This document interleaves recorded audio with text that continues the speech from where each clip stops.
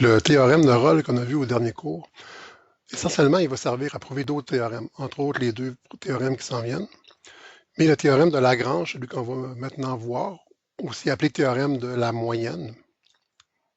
Donc, en fait, on réfère ici à la valeur moyenne d'une fonction, le taux de variation moyen en réalité. Le théorème de Lagrange qui est vraiment important en maths et en physique théorique aussi. Donc, l'énoncé du théorème, ça commence comme le théorème de Rolle. Je demande d'avoir une fonction qui est continue sur l'intervalle fermé AB et dérivable au moins sur l'intervalle ouvert AB. Donc, que ça soit continu partout, puis dérivable partout, sauf peut-être aux extrémités. Et je ne demande plus que f de A égale f de B. Okay, donc ici, j'ai un f de A qui est ici, un f de B qui est plus haut sur le graphique. Donc, j'enlève la troisième condition. Je demande seulement la continuité puis la dérivabilité à l'intérieur de l'intervalle. On appelle ça un théorème plus puissant parce que je vais avoir un résultat important avec moins de conditions sur l'application du théorème. Donc, on va pouvoir dire que si c'est vrai, donc si j'ai une fonction continue et dérivable, alors il existe une certaine valeur de x que j'appelle C dans l'intervalle ouvert de A jusqu'à B, tel que quoi, c'est ce qu'on va indiquer ici, tel que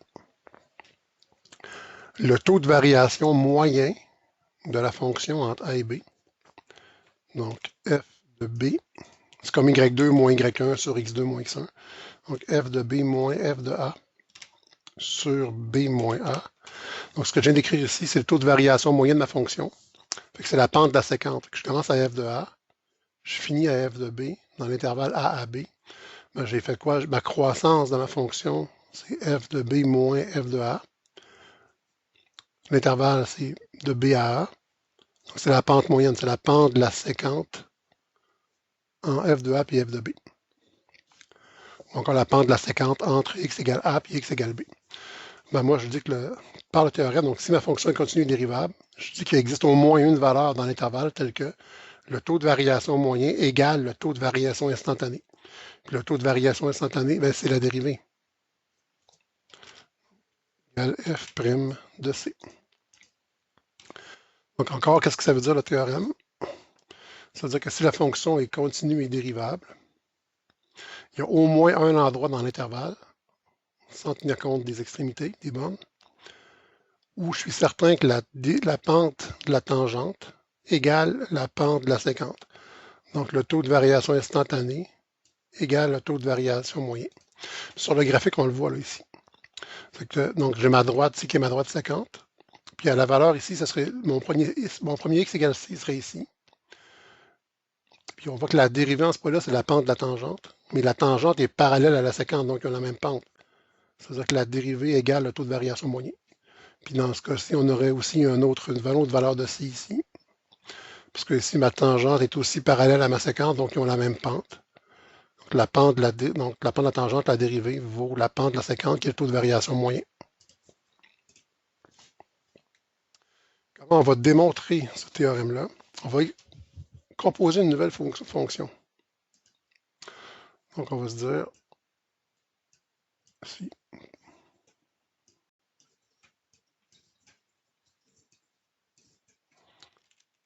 posons g de x égale, je vais faire en fait une linéarisation d'une fonction, puis je vais faire moins la fonction initiale. Donc dans le fond, j'écris essentiellement l'équation d'une droite. Donc dans mon résultat, j'aimerais faire apparaître f de b moins f de a sur b moins a. Fait que je vais aller le chercher. Je vais me donner f de b moins f de a sur b moins a. Ça, vous réalisez que c'est une constante. Là. F de b, c'est un nombre, f de a, c'est un nombre. B, c'est un nombre, A, c'est un nombre. Fait qu'un nombre moins un nombre, ça fait un nombre. Un nombre moins un nombre, ça fait un nombre. Un nombre divisé par un nombre, ça fait un nombre. Ou une constante. Donc ça, c'est une constante. Fois x moins a, qui est une droite. Donc, quelque chose fois x, puis éventuellement peut-être plus quelque chose. Ben, c'est comme un ax plus b, donc c'est une droite. Plus f de a, qui est une constante. Moins f de x, qui est ma fonction initiale. Je me crée cette nouvelle fonction-là, puis je dis que c'est vrai sur l'intervalle A, B. Donc, sur le même intervalle que j'ai au départ, je me crée une nouvelle fonction G qui tient compte des valeurs de la fonction F, qui est ça ici. Qu'est-ce que je peux déduire de ce que je viens d'écrire? Bien, G est continu sur AB. Pourquoi? Parce que c'est une combinaison linéaire de F de X. Puis F est continu. Donc, je prends la fonction F, je l'évalue des points.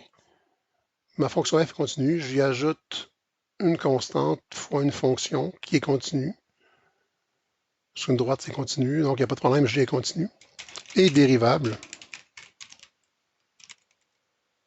sur au moins l'intervalle ouvert A jusqu'à B. Pourquoi c'est dérivable? Ben, dans les conditions, on demande que F soit dérivable. Donc F de X est dérivable. Une constante, c'est dérivable. Une droite, c'est dérivable. La fonction est dérivable.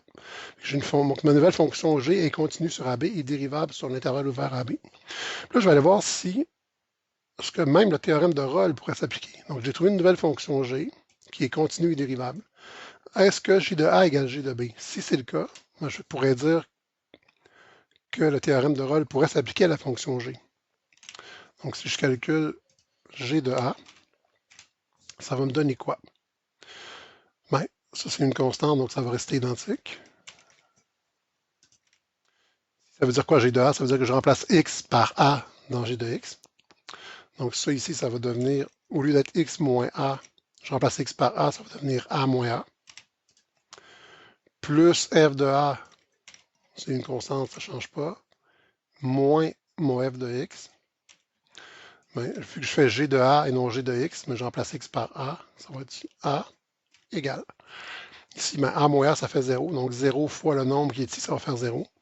F de A moins F de A, ça va faire 0. 0 plus 0, ça va faire 0. On vient voir G de B.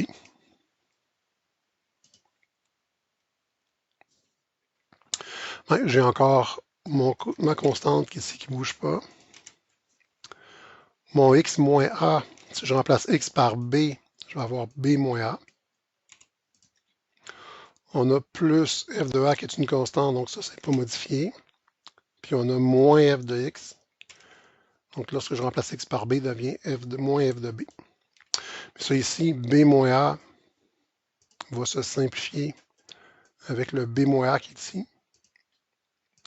Et il va me rester quoi? F de B moins F de B, ça s'annule.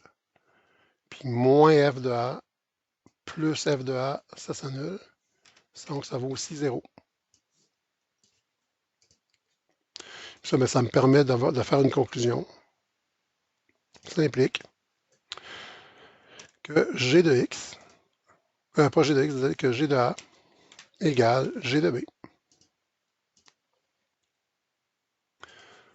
Donc, j'ai trouvé une fonction continue sur l'intervalle fermé, dérivable au moins sur l'intervalle ouvert, telle que aussi les extrémités sont au même endroit sur le graphique. Donc, G de A égale G de B. Ça, c'est les trois conditions du théorème de Rolle. Donc, je pourrais dire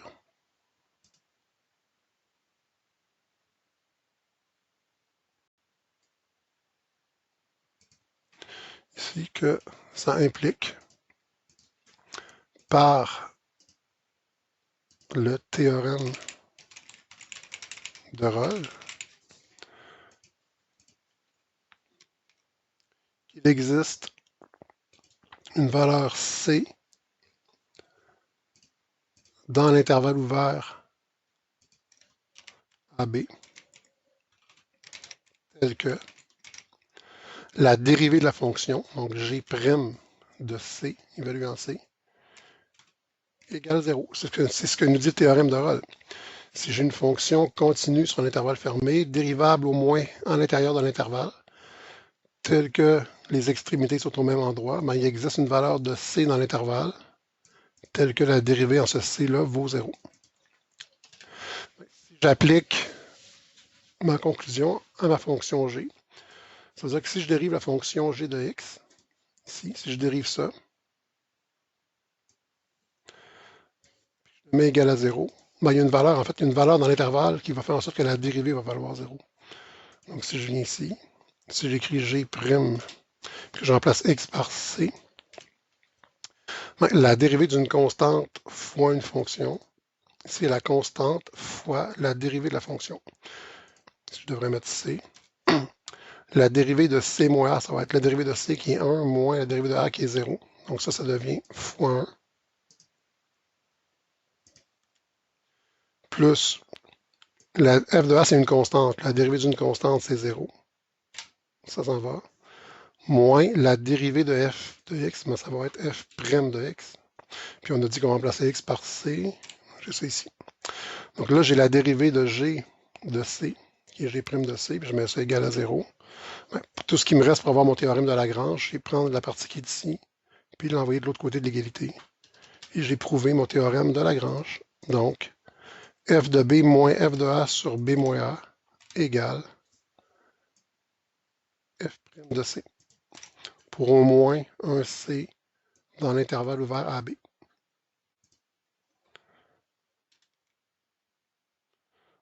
On peut le faire un petit peu plus formel en disant ce qu'il fallait démontrer.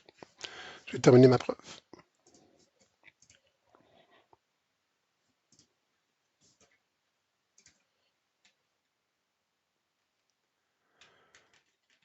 Si on regarde l'exemple ici, donc f de x égale x3 plus x2 sur l'intervalle 1, 2. Premièrement, est-ce que le théorème s'applique? Est-ce que c'est continu? Est-ce que f est continu? Oui, c'est un polynôme, c'est toujours continu. Est-ce que f de x est dérivable? Oui, c'est un polynôme, c'est toujours dérivable. Il n'y a pas de trou, il n'y a pas de saut, il n'y a pas d'asymptote, il n'y a pas de point anguleux, pas de point de rebroussement, tout est beau. Donc, je peux trouver ma valeur de C prévue par le théorème. Puis, je vais appliquer mon théorème ici. Donc, je vais faire le calcul qui est ici. F de B moins F de A sur B moins A égale F' de C.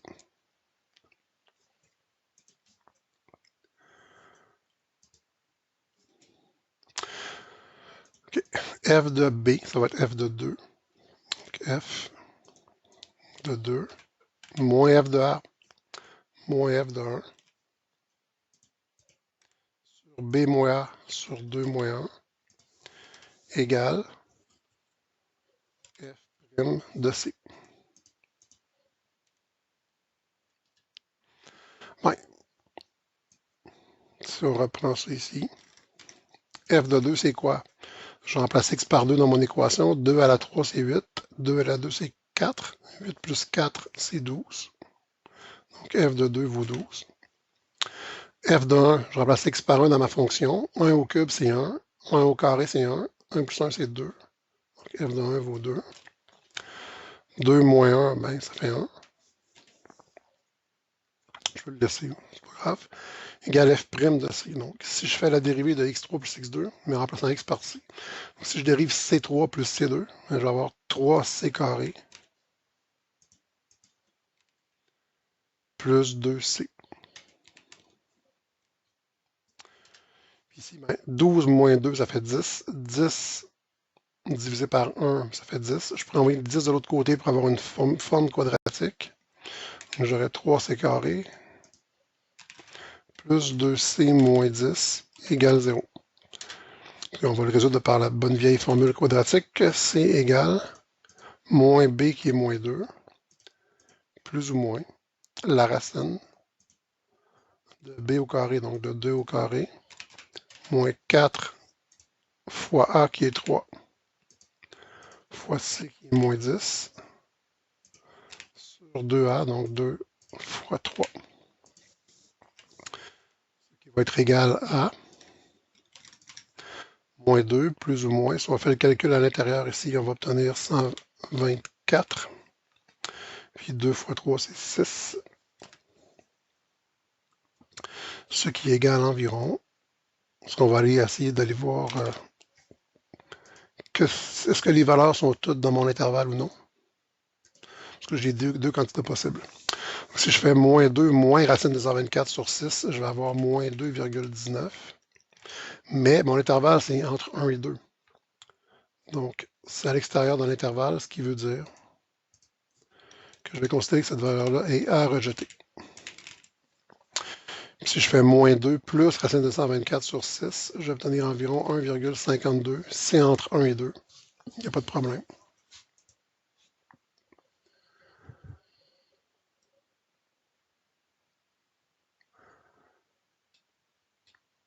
Ce qui veut dire que je peux avoir comme conclusion, donc, c'est égal moins 2 plus racine de 124 sur 6.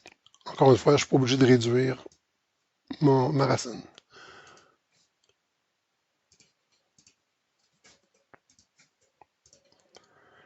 C'est pas plus compliqué que ça.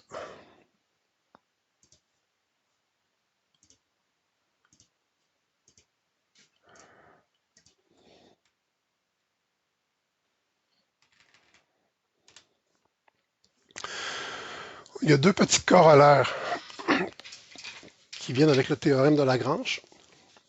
Des corollaires, c'est quoi en fait un corollaire? C'est comme un peu un théorème qui découle d'un autre, puis qui n'est pas assez gros pour mériter le nom de théorème non plus.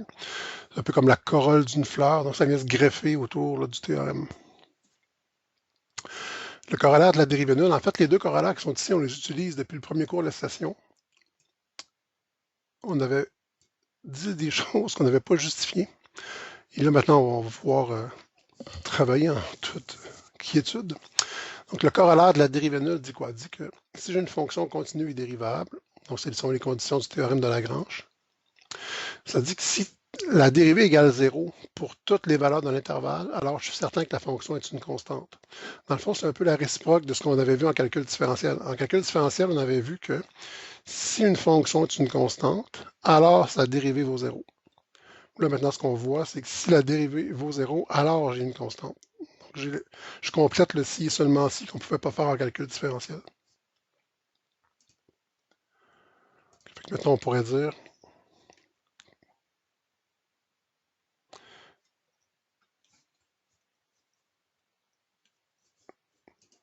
si, donc, on pourrait dire que f, une fonction f égale une constante, si seulement si la dérivée égale 0. Donc, une fonction f est une constante, si seulement si sa dérivée vaut 0. Encore, en calcul différentiel, on avait fait ça comme ça ici. On avait dit, si une fonction est une constante, alors sa dérivée vaut 0. Le corollaire nous dit ça ici. Si une dérivée vaut 0, alors j'ai une constante. Donc, vu que j'ai les deux sens, je peux faire une double implication. Ça devient ici un seulement si ici. Donc, j'ai une constante seulement si la dérivée vaut 0. C'est comme des équivalences logiques. J'ai aussi le corollaire de la différence constante. J'ai encore les conditions du théorème de Lagrange, mais cette fois-ci sur deux fonctions, sur f et g. En fait, ici, on n'avait pas dit pourquoi, mais pourquoi ça fonctionne en réalité? Pourquoi je peux être certain de ma réponse? Ben, si je prenais le théorème de Lagrange, si je fais f de b moins f de a sur b moins a,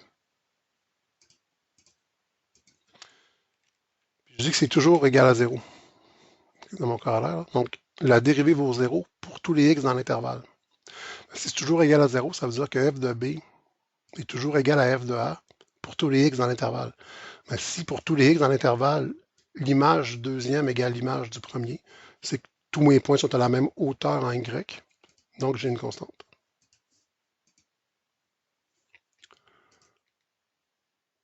OK.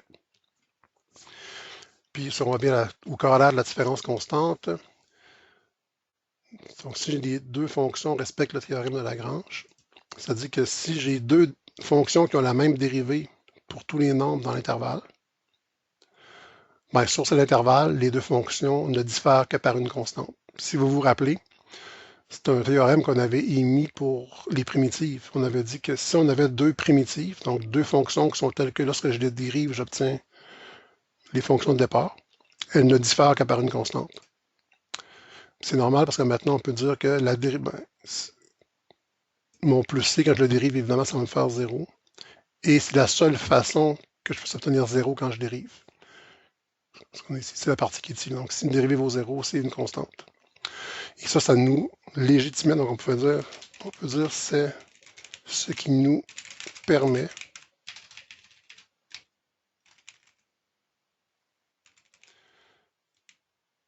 d'écrire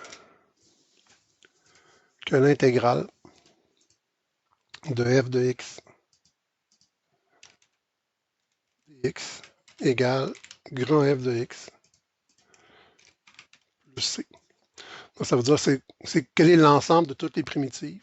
Ben, j'en trouve une, puis j'ajoute toutes les constantes pour avoir toutes les primitives possibles. Vous vous rappelez, là, au cours où on avait fait ça, on avait dit qu'on allait justifier, qu'on pouvait le faire plus tard dans le cours. Ben, c'est maintenant.